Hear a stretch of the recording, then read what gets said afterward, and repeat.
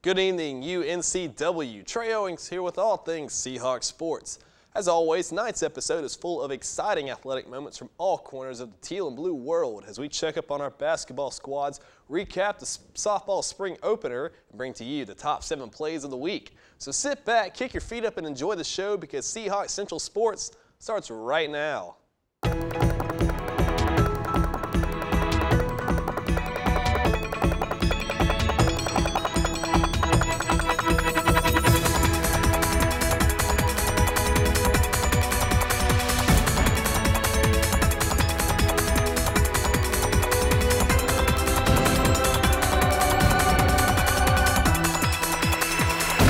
So last week during our live broadcast that I'm sure thousands of y'all saw, we discussed the recent play of the women's basketball squad. But for the extremely low number of people who weren't watching us last Tuesday, let's recap the action. On January 31st, conference rival William & Mary visited the slumping women's team in a CAA matchup. Our very own David Sorensen was at the game, so let's head on over to the court now and see how the game played out. Adele Harris and the Lady Seahawks look to get their second conference victory at home here tonight at Trask Coliseum versus the William & Mary Tribe. Let's get to the highlights. Getting things underway at Trask Coliseum, the Lady Seahawks got off to a hot start as Tawana Lee kicks it to Dana Brown, bingo from downtown. UNCW continued their hot roll at the beginning of the game as Jessica Freeman cleans up the board and puts that in for 2. But William & Mary also showed up and played a great game as Emily Carell dishes it to Taylor Hilton, who finishes it strong in the lane. Tawana Lee gets this for 3, swishes the net, pretty shot. Karnisha Garrett had a game-high 17 points for the Lady Seahawks, and here are 2 of those points in the paint. Pretty move. William & Mary wouldn't go quietly as they dished the ball around to the top of the key, Chelsea McGowan. Karnisha Garrett going back to work underneath. Strong layup and 1 basketball. Pretty play, Karnisha. But the Lady Seahawks ultimately fell 63-61, but wouldn't go quietly as Tawana Lee drives the lane and kicks it to Jessica Freeman in the corner for 3. Ring them up. The Lady Seahawks took a 1-point lead into halftime, but the Tribe of William & Mary took control of the second half and ultimately won the game 63-61. Karnisha Garrett led the UNCW Seahawks with 17 points, also grabbed 12 rebounds, another double-double for her. Keep up the great work, Karnisha. I'm David Sorensen for Seahawk Central Sports. Trey Owens, back to you. Great work, David. It seems like finishing the game has been an issue for this season's team as the Lady Seahawks just couldn't hang on to several mid-game leads. Although the Aquahawks had their senior day and final home game against NC State a few weeks back, the women's squad had a separate meet against the Campbell Camels on Saturday the 2nd. After combining to win 8 events in the afternoon and posting a 144-131 score, UNCW has completed its dominance over Campbell by winning the last 7 meets between the 2 teams. UNCW's final match of the season took place in Blacksburg at the Virginia Tech Invitational. Senior Daniel Crow, freshman Zach Sowers, and several other Aquahawks picked up wins as UNCW finished off its regular season. The Aquahawks returned to the waters on February 27th for the CAA Championships as they look to bring home a 12th straight conference title. Returning now to the basketball court after blowing another big halftime lead at Old Dominion on the 3rd, the Lady Seahawks looked to rebound from the 55-62 loss to the Lady Monarchs at home against conference opponent Hofstra on Tuesday, February the 5th. Seahawks Central sports reporter Allison Saxon was on deck for the game, so let's head back over to Trask now and see if UNCW could regroup. The UNCW Seahawks are looking to get their second conference win as they host the Hofstra Pride this evening at Trask Coliseum. Let's take a look at some of those highlights and see how the Lady Seahawks did. Tawana Lee passes to Karnisha Garrett, who's one-on-one with a Hofstra defender. She steps out to the free throw line and drills the floater. Garrett again in the paint throws it out to Chelsea McGowan, who finishes with a 2-point. And now we see Dana Brown intercept a Hofstra pass, drives down court, finds an open Lee, with the big three, who finishes from behind the arc. Next up, number 5, Andriana Thomas, puts up the shot, misses, but gets some help from her teammate, Devin Green at the buzzer. Lee, down in the corner, passes to Dana Brown. Brown misses, but Garrett picks up the rebound, pauses for a moment before driving to the basket, where she finds wide open Jessica Freeman, who hits the fadeaway jumper. Here we have Lee driving down the court, finds Freeman again from the three-point line, who sinks the shot with a little help from the rim. Lee to Garrett again. Garrett stops, looks, drives, spins, and finishes with a nice up and under layup. But the Hofstra offense was just too much to handle as we see number 30, Shantae Evans, putting the game on ice with a nice reverse finger roll. UNCW lost this evening to Hofstra 75-69 after being out-rebounded 41-25. Their lead scorer, Tawana Lee, scored 20 points on this evening's game. The Seahawks return to Trask Coliseum February 14th versus Old Dominion University. For Seahawks Central Sports, I'm Allison Saxon. Back to you, Trey. Again with the missed opportunities, it seems that consistent play and holding on the leads late in the game has become a huge issue for the Lady Seahawks. So we got to wonder what first-year coach Adele Harris plans on doing to turn this team around. With that in mind, we now turn our attention to the men's team. After a tough two-game road stretch that saw UNCW fall to the likes of Delaware and Towson, things weren't looking too good as big-time rival Georgia State came to town on the 6th. The last time UNCW played the Panthers, they were blown out 63-81 in Atlanta. Luke Gainey and the crew were on hand for the conference rematch, so let's return once more to Trask and see if UNCW could get some much-needed payback. It's retribution hour tonight as the Seahawks are looking for a little payback on the Georgia State Panthers from their previous loss 2 weeks ago. Winning 6 out of their past 7 games, the Panthers, however, have proven to be a tough animal to take down. Luckily for us, we have the home turf. Now let's go to the action. Dixon picks up a Georgia State inbound, drives the Seahawk offense down the court, goes in for the layup, and passes to Rindleman, who delivers with 2 points and a foul. Craig Ponder feeding Rindleman the low post. Rindleman back to Ponder. Ponder to Freddie Jackson, who goes in for the layup. Jackson again controlling the offense, shoots out to Ponder, dribbles, thinks for a second, calls his own number, and delivers from behind the arc.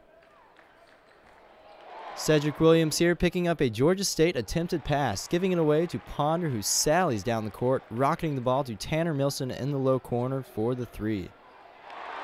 Dixon here attempts the big 3 but misses as Rindleman picks up the loose ball and elevates for a two-handed dunk. Nice job, Keith.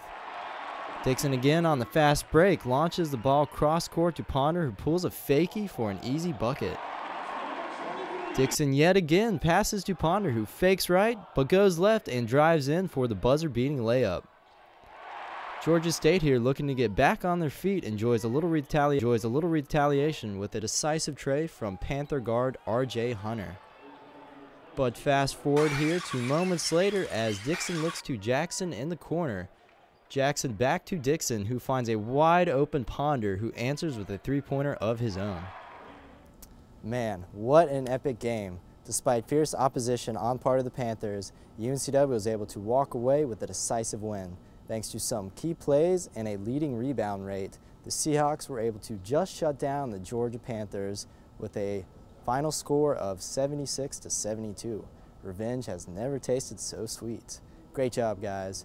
You can catch the Seahawks this Saturday as they face off against Hofstra University. We'll see you next time. This is Luke Gainey reporting for Seahawks Central Sports, DLTV. Back to you, Trey.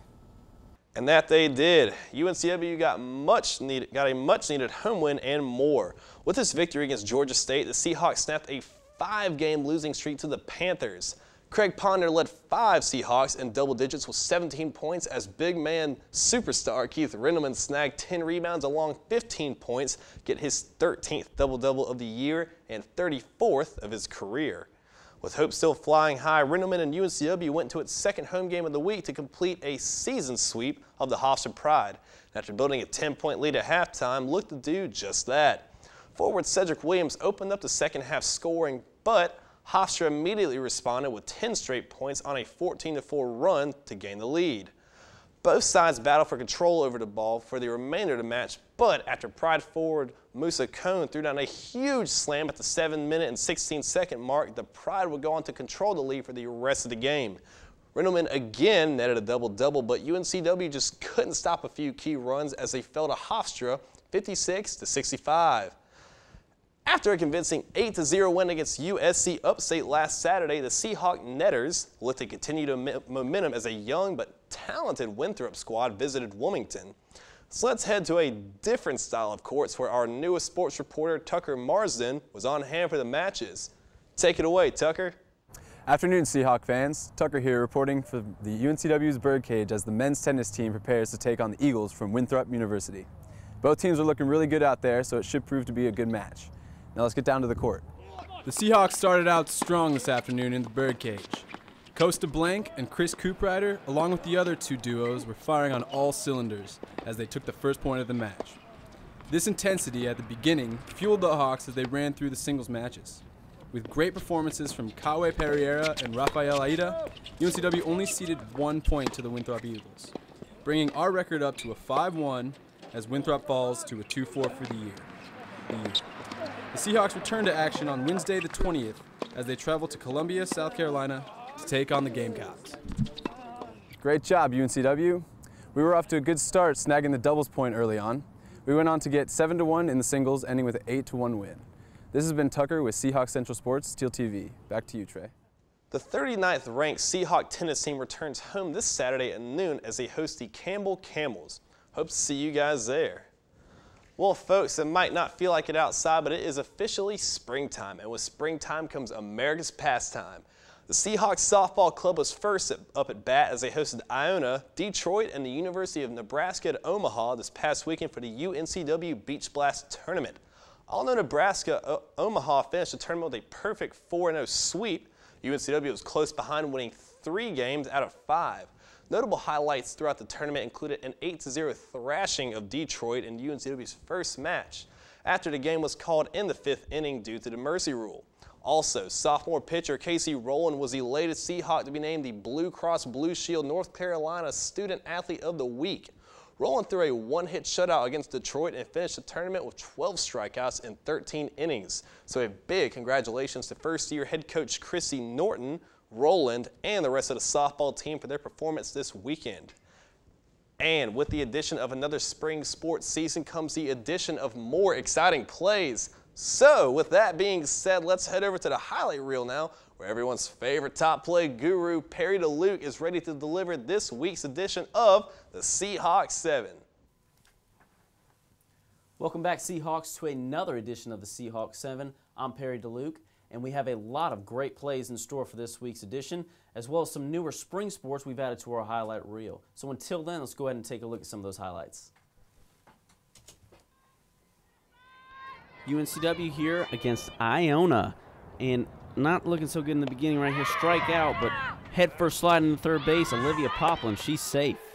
Play number 6, Chris Dixon up top. Craig Ponder pondering outside. And he puts up a prayer, and he's good for 3 points. Two seconds left on the shot clock there, guys.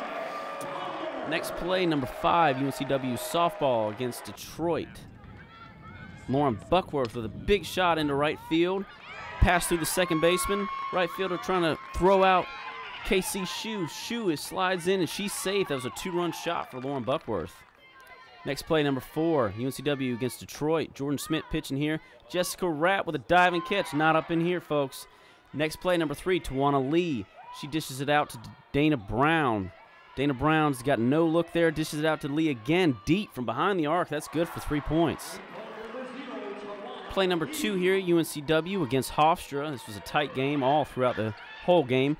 Freeman with a dish out to Tawana Lee, and Tawana Lee with a tie 3-pointer right there. Here we go, play number 1, folks. This is against Georgia State. It's a tight game, too. Cedric Williams with a big block. Freddie Jackson hustling down court.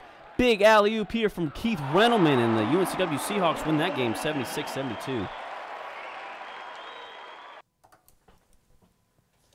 Well, folks, that'll do it for this edition of the Seahawk 7. We've had a lot of great plays coming to store for you in the next couple weeks, including a variety of sports, including baseball, tennis, and women's and men's golf.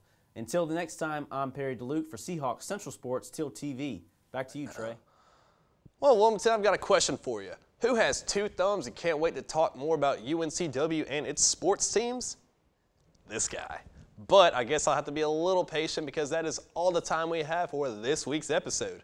Make sure to tune in next time for your favorite source of Seahawk athletics. So until next time, gang, whether it's on the field, by the courts, or at the tracks, I'm Trey Owings, and I'll see you at the game. Good night, everybody.